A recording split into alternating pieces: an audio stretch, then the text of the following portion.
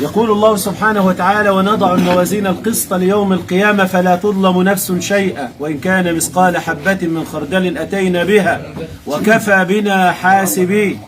ويقول النبي صلى الله عليه وسلم: لا يحل لامرئ أن يقتطع مال امرأ إلا بحق، والدنيا إلى زوال، والدنيا ملعونة ملعون ما فيها إلا ذكر الله وما والاه وعالم ومتعلم، والدنيا لو كانت تعدل عند الله جناح بعوضة ما سقى منها كافر شربة ماء. قولوا جميعا: تبنا إلى الله، تبنا إلى الله، تبنا إلى الله، وندمنا على ما فعلنا، وعزمنا عزما أكيدا ألا نخالف دين الإسلام وألا نعصي الله.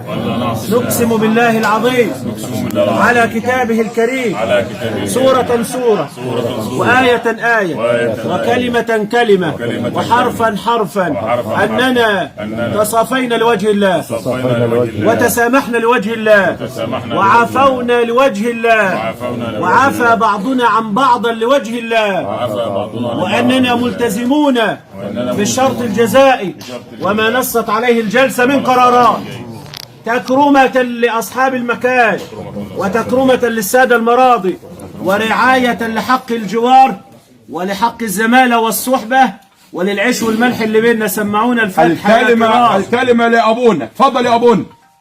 بصوا يا جماعة، احنا عندنا بيقول لك ايه: ماذا ينتفع الإنسان لو ربح الإنسان العالم كله وخسر نفسه؟ واحنا محبتنا لبعض ما تسويهاش حاجة، ما تسويهاش حاجة في الدنيا أبدا، كله زايد. ماشي؟ فانتوا تصفوا لبعض، ومحبتكم وجيرتكم دي، يعني الواحد لما بيتعب ما بيدورش على قريبه، يدور على جاره. ده أخوك وده أخوك. ربنا يصلح بينكم كده ويهدي نفوسكم دايما. امين امين يا رب. خد فضلك حبيبي ابيض.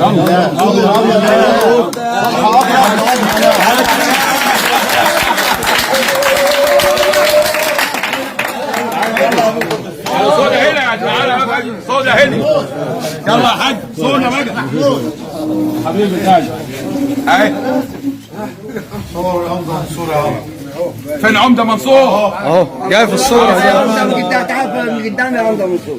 تعالوا بقى في الوسع هنا اهوت، تعالوا في الوسع هنا اهو، تعالوا في الوسع هنا اهو. مجموعه كلنا كده. يلا كده منصور. فين على الصفين؟